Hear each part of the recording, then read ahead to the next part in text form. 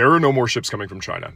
Reports from Seattle, Oakland, Long Beach saying their ports are becoming empty. Very, very, very few goods are still arriving from China now, which means the trade war that Trump has enacted and the tariff plan is going to start working its way into our wallets. We're going to see a lot more empty shelves. There are going to be a lot more pricing on goods because we, as the biggest consumer against the biggest producer, will no longer be able to hold the supply that we want. Therefore, yeah, we're going to start seeing the trade war actually happen. Regardless if you voted for Trump, if you didn't, this will affect every single one of us. It has nothing to do with political notion, really. If this is what you voted for, you are about to reap what you sow. Trump has started a war with the biggest producer in the world as the biggest consumer in the world, so this will affect every single person living in America. Take out all the immigration issues, all the other bullshit that's happening with that administration. This is one of those. Gas prices, grocery prices will lower on day one. We're at day 100 something. It is not lowering, and I don't think it will in the nearby future. So stay safe out there. Across the United States, ports that were once humming with activity are now eerily quiet. Cranes sit idle, cargo containers are sparse, and the ripple effects of declining trade are being felt in port cities from California to Georgia. This isn't just a temporary slowdown. It's the result of trade policies that, rather than protecting the U.S. economy, are inadvertently strangling it. Tariffs were introduced as a tool to shield American industries from foreign competition and to narrow the trade deficit. The logic was simple: make imported goods more expensive and domestic products become more competitive.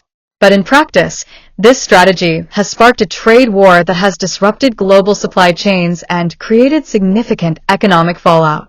U.S. exporters are now facing retaliation from countries hit by these tariffs, reducing demand for American goods abroad. As a result, fewer goods are flowing in and out of the country, leading to a sharp drop in activity at U.S. ports. This decline isn't just about fewer containers. It's about lost jobs for dock workers, truck drivers, and warehouse operators. It's about small businesses that depend on timely imports and exports to survive. And it's about American consumers who end up paying higher prices for everyday goods. Meanwhile, global trade routes are shifting. Companies looking to avoid U.S. tariffs are sending their goods through Canadian and Mexican ports instead, further diminishing the role of American ports in international trade. The consequences of this shift are visible and troubling. Empty docks are a stark symbol of economic policy gone awry. Rather than revitalizing American manufacturing and trade, tariffs have introduced uncertainty, discouraged investment, and pushed partners away. For a country that once prided itself on global trade leadership, this inward turn is proving more damaging than protective. If the U.S. hopes to regain its position in global commerce, it will need to rethink its approach, focusing less on punitive tariffs and more on building competitive industries, fostering global partnerships, and modernizing trade infrastructure. Not just the West Coast ports, it's the East Coast ports too. This one's in Boston. This is well under half the normal volume that you normally see at this port as far as containers go. It's gonna hit us soon. Everybody gotta get ready. This is gonna get bad. I'm not really one to be alarmist, but I just saw our local port. Some of you know that I drive for Uber, and I had to drive past our port that's local to me. And usually it's filled, shipping container on top of shipping container, maybe 5 piled high, 5, somewhere around 5. I don't really know. Could be less, but a lot. And it's covered from one end of the yard to the other. And when I drove by it, there were 3 shipping containers, where usually there's at least 300 more. So all the talk about the shelves being empty and like containers are coming empty and like Trump's just messing up everything. I went to the store. I was like, all right, let me grab some stuff. Let me just make sure I'm gonna stock up on everything that I could possibly need for a cold winter. You never know. I went in there. I swear it was like 5 or 6 MAGA people in there, and they had baskets full. They doing the same thing. But I thought Trump was great and he had a plan, and I've never heard one of you say anything that he's ever doing wrong. Like everything he's doing, you justify. So nah, why y'all not keeping that same energy? You scared too. Admit it. You know he messing up everything. Because if you in there hedging your bets right now, you online talking crazy like Trump got a plan, you guys are weirdos, liberal tears, liberal fears, but you in the store grabbing stuff just like we are. Bro, y'all know, stop lying. You scared too. The emptying of America's ports is not just an economic issue. It's a direct result of the trade policies being pushed by Trump during his current term in office. Reviving his America First agenda, Trump has doubled down on aggressive tariffs aimed at reshaping global trade in favor of domestic industry. But rather than fueling a manufacturing renaissance, his policies are having the opposite effect, isolating the U.S. economy, straining supply chains, and putting ordinary Americans in an increasingly vulnerable position. Trump's renewed tariffs on imports, particularly those targeting Chinese goods, European steel, and even some agricultural products, were pitched as a means of protecting American workers and revitalizing domestic production. However, they've led to higher costs for U.S. companies that rely on foreign materials and components.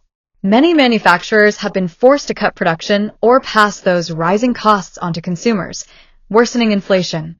And in a global economy where trade routes are interlinked, this kind of isolationism doesn't just punish foreign exporters, it boomerangs back to hurt American families.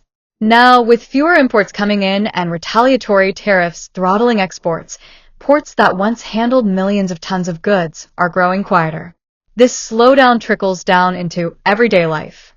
Supermarket shelves are thinner, electronics take longer to arrive or cost more, and even basic medicines are harder to source. For the average American household, it means spending more to get less. This scarcity is feeding a deeper problem: desperation. In many low-income communities, the rising cost of food, fuel, and everyday goods is pushing people to the brink. With necessities harder to afford, theft is on the rise. Retailers in urban areas are seeing increases in shoplifting, while food banks report record demand. What begins as economic disruption can easily spiral into social instability, especially when working families feel abandoned by both the market and their government. Trump's tariff-heavy approach may score political points with a certain base, but it lacks the infrastructure and policy support to truly rebuild American industry in a sustainable way. Without investment in domestic manufacturing, education, innovation, and logistical infrastructure, tariffs alone only serve to choke supply lines and raise prices. And as more Americans face shortages and financial strain, the divide between political promises and lived reality becomes harder to ignore. Empty ports may be the first visible symptom, but the deeper consequences, rising crime, economic anxiety, and social unrest, are already taking root across the country. I keep seeing all these videos about how the ports are empty, so we should all go out and shop, and stock up and shit because the shelves will be empty soon. And it's just like, bitch, we are broke. We don't even have the money to go do that. So now what? Now what? Because when people start going out and stealing shit, then what? Because we broke. So what happens now? We are an enemy to China and we are no longer friends with Canada. I live at the port of LA, and it's true. Everything's empty. The ships are not coming in. If anything, the ships that are out there right now, they've all stopped. Do you know how much dock workers make? They aren't getting jobs anymore. They are losing their jobs. These are the best jobs. These were the most secure jobs you could have in this area, and they are dying. And when the goods aren't coming in and the dock workers aren't working, then all the businesses around us and beyond are going to be affected. It's very upsetting when you do everything right, everything you're supposed to do, and yet we're still suffering. And it's not our faults. It's not our faults. It's the people up top. It's the government. It's the billionaires. It's the rich. You get what you voted for. And now what's going to happen is we're going to have a lot more angrier citizens. We are so used to getting what we want and getting it fast. So when you go to the store, do not yell at these workers. Do not scream. Do not complain. Go to your congressman. Guys, there really are going to be empty shelves and goods we cannot get within the next couple of weeks, and it's only going to get worse over the coming months. Here's the deal. The last ships from China are arriving in the coming days. They're not going to be sending anymore. They're not. And other countries have already said, hey, we're not going to send medical supplies. So now we're looking at potentially hospitals going back to COVID-era protocols of postponing or no elective procedures at all because they need to prioritize medications and equipment for the most critically ill patients. Rationing care.